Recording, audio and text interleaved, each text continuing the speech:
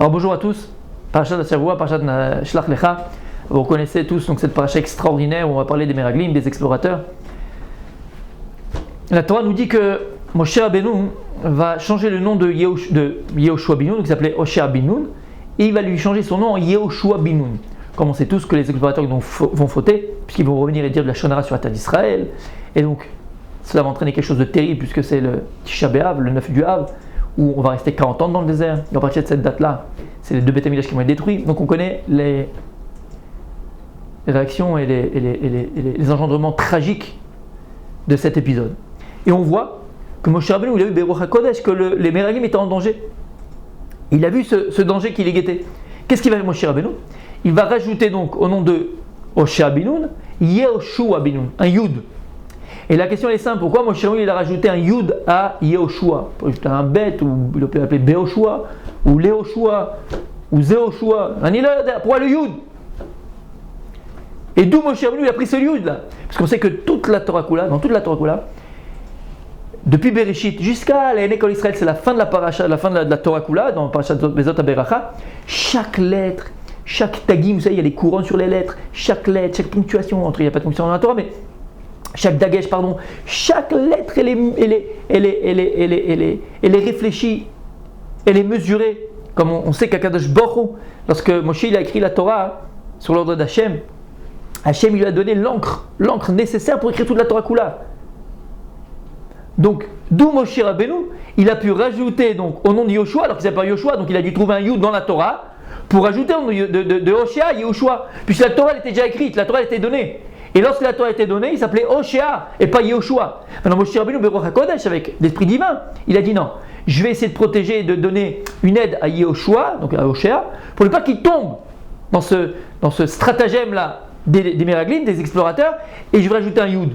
Mais d'où il a pris ce Yud de la Torah? Il a forcément pris le Yud de quelque part. T'as compris, Youssef?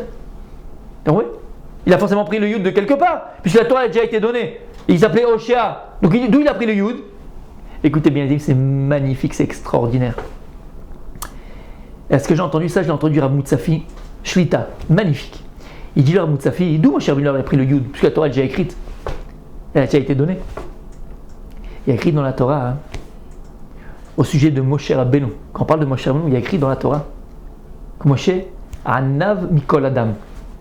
Anav Mikol Adam. Il y a écrit que Moshe Rabbeinu il était humble de tous les hommes. Anav, normalement, c'est écrit Ain Nun Yud Vav. Anav, c'est être humble. Et donc, écrit la Torah, elle dit que Moshe Rabbeinu était Anav Mikol Adam. Il était humble de tous les hommes sur la terre. Quand tu vois, quand c'est écrit dans la Torah Anav, il n'y a pas le Yud. Il dit Moutsafi, il y a Moshe Rabbeinu. Il a pris le Yud de Anav, qui parle de lui, il a pris ce Yud et il a mis Yehoshua et Hoshea. Il a transformé son nom en Yehoshua. Et il dit le Rav, alors pourquoi il a pris le Yud de Anav, qui veut dire humble, et il a mis Yehoshua? La lettre Yud, c'est la plus petite lettre de la Torah. C'est la lettre qui symbolise la Hanava. C'est la lettre qui symbolise, comment on dit, l'humilité. C'est la plus petite lettre de la Torah. Et d'ailleurs, c'est ça quelqu'un qui est humble. Vous savez, c'est quoi l'humilité? L'humilité, c'est pas quelqu'un qui n'a rien, aucune qualité, il n'a rien pour s'enorgueillir, mais malgré tout, il est là, le type, ses Popeye sans les épinards, là, c'est un cure-dent, mais il a fait non, faut que je sois humble, faut pas que je prenne pour un beau, non mais tu es une asperge, qu'est-ce que tu as pété?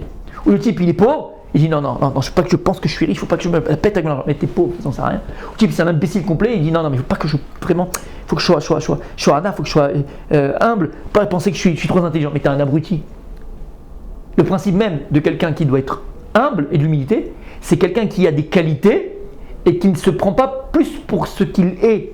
Il n'utilise pas ses qualités pour se sentir au-dessus des autres, supérieur aux autres. C'est quelqu'un qui, malgré toutes les grandes qualités qu'il a, il est à sa place. Il parle quand il faut, il réfléchit quand il faut, il dit ce qu'il faut.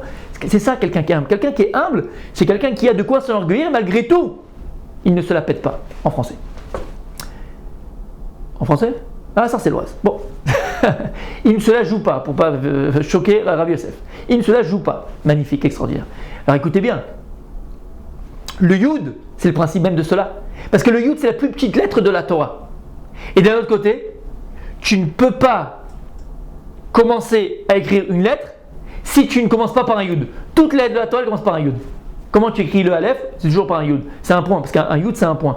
Donc, toutes les lettres de la Torah. Tu ne peux pas commencer à écrire une lettre si tu ne commences pas par un Yud. Donc toutes les lettres commencent par le Yud. Donc c'est toute la grandeur du Yud, puisque tout commence par le Yud. Puisque Yud c'est 10, 10 c'est Shalem, Shalem c'est Shalom, Shalom c'est Dieu, c'est l'entité, c'est la complémentarité, c'est l'entier, c'est le complet, c'est Dieu. Puisque tout est contenu dans Dieu. Le Yud c'est pareil, tout commence du Yud. Donc d'un côté le Yud c'est tout, puisque rien ne peut commencer sans lui, et d'un autre côté c'est la plus petite lettre de la Torah. C'est ça toute l'humilité du Yud. C'est qu'il a de quoi s'enorgueillir parce que rien n'existe sans le Yud. Et d'un autre côté, il est tout petit, il se fait petit. Écoutez bien maintenant. Si on a compris ce principe, Moshe Rabbeinu il va changer, il va prendre la lettre de Hanav, le Yud du Hanav qui veut dire humble, humilité, et il va l'ajouter à Yehoshua. Donc à Oshia, il va rajouter Yehoshua. Pourquoi il a choisi Moshe Rabbeinu la lettre Yud qui symbolise, qui est la notion d'humilité dans la Torah? Parce qu'il a compris Moshe Rabbeinu. Le plus grand danger qui guette une personne lorsqu'il a quelque chose d'important à faire, à accomplir, une mission à accomplir, c'est l'orgueil. Dit le Rav Dessler, les explorateurs, une des choses qui ont fait qu'ils sont tombés, c'est l'orgueil. Parce qu'ils ont été choisis parmi tout le peuple pour l'explorateur d'Israël. On leur a fait confiance. On leur a fait confiance. C'est pas une petite chose. Et d'ailleurs, Rabbi Yosef, ça va te plaire, mais on n'a pas le temps de développer. En vérité, tous ceux du désert, ils sont morts dans le désert, d'accord?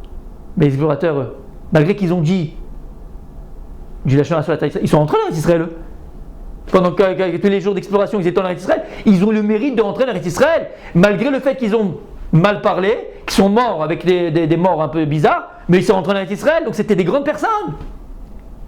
Moi, Shamoul, ce qu'il a vu. Il a vu que ce qui guettait le danger, premier qui guettait l'explorateur, c'était l'orgueil. Et lorsque tu flanches dans l'orgueil, c'est le début de la fin. Dieu dit que l'orgueilleux et moi ne pouvons pas vivre dans le même monde. L'orgueil, dit le Rav Dessler, c'est le socle négatif de toutes les mauvaises midotes, tous les mauvais traits de caractère. Tout vient de l'orgueil.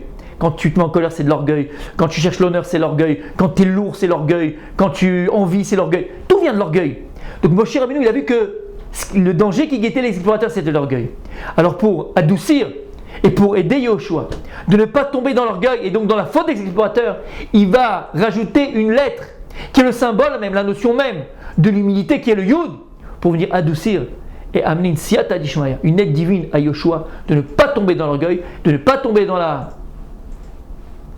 le lachonara des explorateurs et pour ne pas fauter. De là, on apprend quelque chose d'extraordinaire. Premièrement, l'orgueil, dit le Rav Dessler, c'est la mida qu'il faut aliéner de soi-même. Encore une fois, pourquoi? Parce que c'est le socle premier de toutes les mauvaises idoles. Lorsque tu vas crier, tu te mets en colère à la maison avec ta femme, tes enfants déroulés ou dans ton... c'est l'orgueil. Lorsque tu envies l'autre, déjà l'autre, c'est l'orgueil.